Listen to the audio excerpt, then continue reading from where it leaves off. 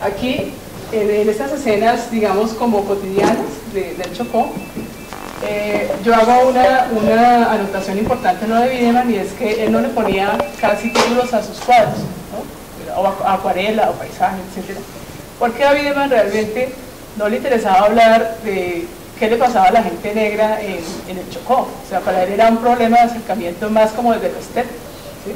Le atraía el color, la ropa, la luz, etcétera, pero no había ningún interés de hablar, no, es que en el Chocó la gente negra vive así o así. Era simplemente un acercamiento y una atracción más hacia lo estético y lo formal. Entonces, por eso las obras de él, uno las ve, una se llama Sin título, esta también, y fíjense que es un problema más pictórico de composición que preguntas que se estén haciendo alrededor del problema de la representación. Y Wiedemann también lo dice. A mí no me interesa hablar de la gente en el Chocó, que está pasando en el Chocó, me interesa es el problema formal, la luz, el color, la composición, y inclusive la crítica que se hace en esa época. Yo ya estoy como armando un ensayo sobre la obra de Wiedemann y la obra de Ana Mercedes Hoyos. Los críticos de la época escriben más sobre los valores formales de la obra de Wiedemann y no mencionan para nada el problema de la representación de lo negro. ¿Sí? Años 40. Federico Engel es el que escribió alrededor de esto. Y fíjense que cada vez se va volviendo un poco más abstracto. A uno no le interesa ver si está hablando de gente negra o no está hablando de gente negra. Pues, quizás un poco la relación con el color, pero no necesariamente. Aquí esto se vuelve mucho más abstracto, ya cambia el color, se vuelve azul o rojos o ¿no? verdes. Esta se vuelve ya completamente abstracta, donde el referente a lo negro ya no es realmente relevante. Este también, que ya es de finales de los 56 más o menos, cuando empieza ya su etapa abstracta. Entonces, digamos, Wiedemann no tenía preguntas grandes sobre el problema de la representación, simplemente se acercó como un extranjero, como él lo dice, que llega a ese lugar y se interesa por esa región, por esa gente, por la luz, por el contexto, básicamente.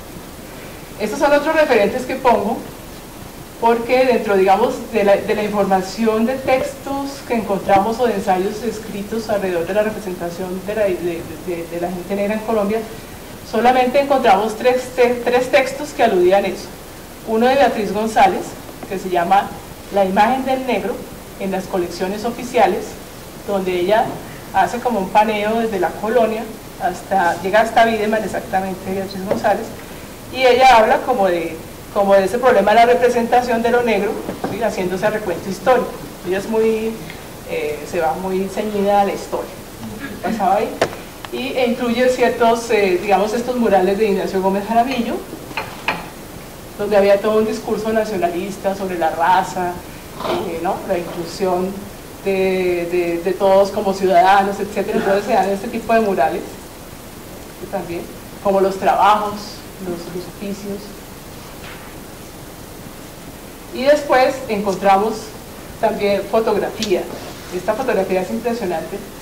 Son las fotografías de Leo Matisse, nos las prestó así muy especialmente la esposa de Leo Matisse.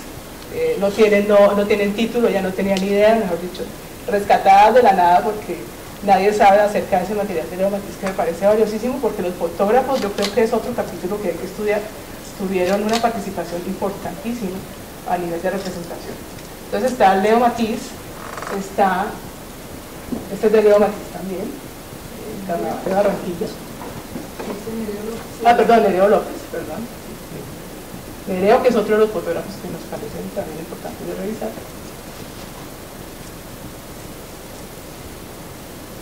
Nereo López también. Leo Matisse.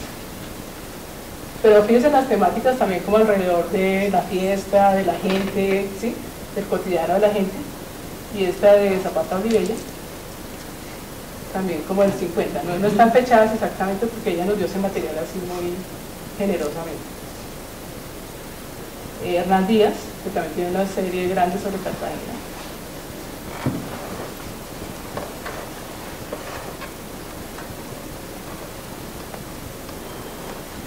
Orlando Figurita Rivera también.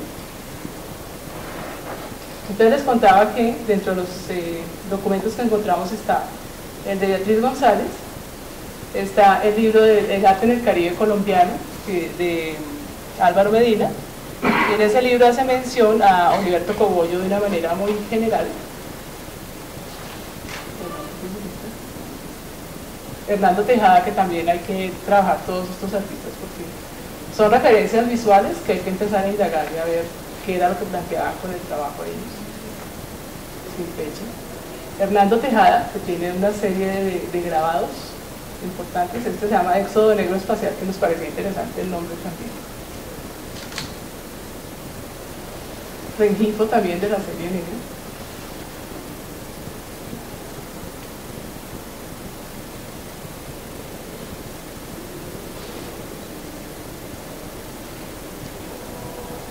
Pedro Alcántara, que hace una serie de grabados como con un imaginario del hombre americano, habla de lo triétnico, entonces empieza a hacer esa serie de grabados en los años 70.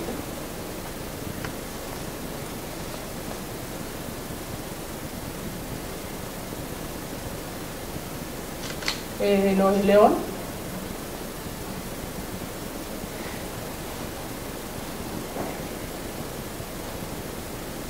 Ángel Loca, que tiene su serie de congos sobre el carnaval de Barranquilla.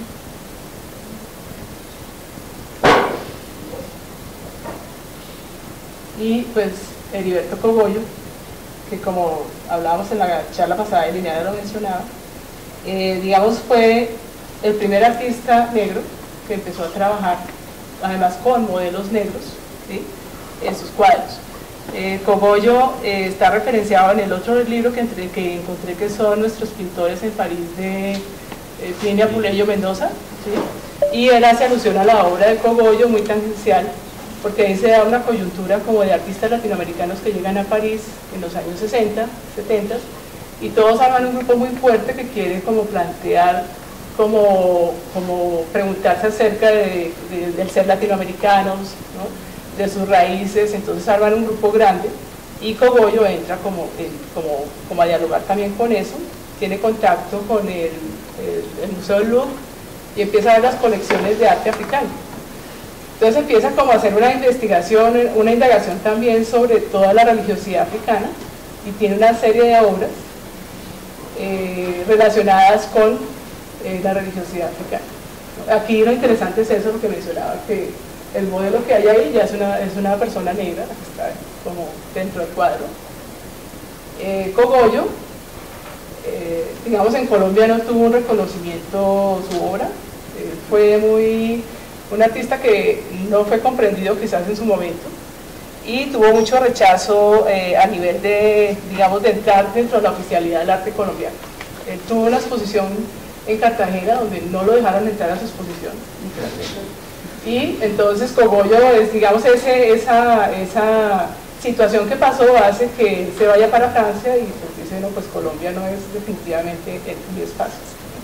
Esta es la serie de obras que hace como relacionadas con todo un surrealismo muy ligado también a Wilfredo Lam, tiene una serie como de alusiones a Lam en la parte derecha del cuadro, y hace una mezcla como entre surrealista y como conectada como con la religiosidad africana.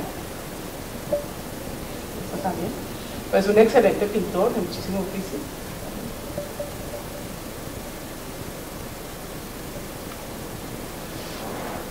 Eso es como la serie de un poco de las imágenes de Cogollo. Bueno, aquí pongo este cuadro abstracto, dirán, bueno, ¿qué artista afrocolombiano es esto? De ninguno, de Ana Mercedes Hoyos. Y la pongo como un referente fuerte que siempre, digamos, por mi parte yo la critico mucho porque me parece, es una muy buena pintora, y digamos, dentro de lo que encontramos de lo que se ha trabajado de representación, pues hay que mencionarla y saber desde dónde habla de ella. Ella tuvo una etapa abstracta muy interesante, es una artista que conoce mucho de la historia del arte, excelente pintora, no tengo ninguna objeción contra eso, pero un poco mostrar lo que hacía ella antes de lo que empieza a hacer con la serie de Las Palenqueras y todo el trabajo en San Basilio de París. Aquí empieza la serie de como a finales de los 80 a trabajar con las palenqueras y los bodegones. Y digamos que el trabajo de ella se centra en un problema netamente estético también, donde realmente no hay un discurso que respalde la obra de ella, sino se vuelve más un problema completamente formal, ¿no? El color, etc. Trata de hablar como de un arte que identifique a lo latinoamericano, ¿no? Y a Colombia los últimos cuadros pone amarillo, azul y rojo como colores primarios dentro de sus pinturas, pero las fechas las pongo en ese sentido porque no ha cambiado absolutamente nada. Entonces digamos que detrás de un discurso supuestamente de representación, lo que veo es que ahí es como un trabajo mucho más comercial a través de una explotación de la imagen de lo negro como un sello a nivel internacional, ¿sí? Entonces casi siempre las obras de ella no muestran a las personas, solamente en la serie de los retratos, y si uno ve esta imagen, pues realmente lo único que se ve de la palenquera es la mano, aquí abajo, que hace un perfecto cromatismo, ¿no? De las uñas con los rosados de la tela, etcétera, que se vuelve algo muy, muy formal. Pero ahí no me está diciendo nada de San Basilio de Palenque, ni nada. Acá es como muy repetitivo, pero pues les muestro porque 2001, fíjense, ni más o menos, no ha variado mucho su planteamiento de representación. Bueno, y aquí ya nos introducimos a la exposición de Viajes sin mapa. Entonces, digamos, ¿qué nos llegó un poco a la curaduría? Pues trabajos de artistas que ya son consagrados, que tienen cierto espacio en el arte colombiano. Este es el trabajo de Cristo Hoyos. Cristo Hoyos se ganó una beca del Ministerio de Cultura cuando existía el Ministerio de Cultura, ¿por cultura sería? Por cultura solo. Y él se ganó una beca donde hizo un trabajo más bien como etnográfico sobre el Palenque de Uré. Entonces se va y hace una serie de recuperación de fotografías, de los objetos que tienen que ver como con la ganadería, con todo lo manual que que todavía están en uso, pero que van a tender a desaparecer. Entonces él hace esa colección, esa serie de recopilación de información y saca unas fotos muy interesantes del Palenque de Uré, ¿sí? La obra se llama Tambucos, Celetas y Capongos. Entonces lo que hace es como mirar toda esa estética que hay ahí en la región y un poco lo que plantea Cristo en su trabajo es que dice que digamos que en la costa es muy difícil definir qué es lo negro dentro de la cultura de la costa porque se funde todo, dónde está lo indígena, dónde está lo negro, dónde está lo blanco, entonces como por dónde decir en la costa esto es negro, esto es blanco y esto es indígena, ¿sí? Entonces como que Cristo habla con su trabajo de una hibridación que se da en la costa donde uno no puede definir esos límites de lo negro, lo blanco y lo indígena. Acá Cristo, en el fondo hay un texto que se ve allá, él hace una selección de palabras que tienen que ver como con palabras que se usan en la región, y hay palabras de origen español, hay palabras de origen indígena y hay palabras de origen negro.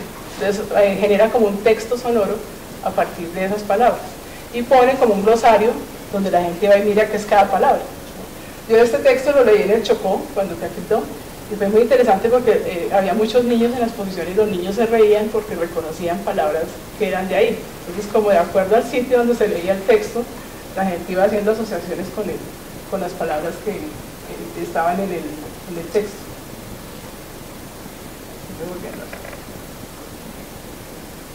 Esta también es de Cristo, es otro detalle, como de los apilamientos también. Él decía que había visto fotos, por ejemplo, de África en ciertos herramientas y que había como similitudes en cómo se apilaban esas maderas y cómo se ordenaban.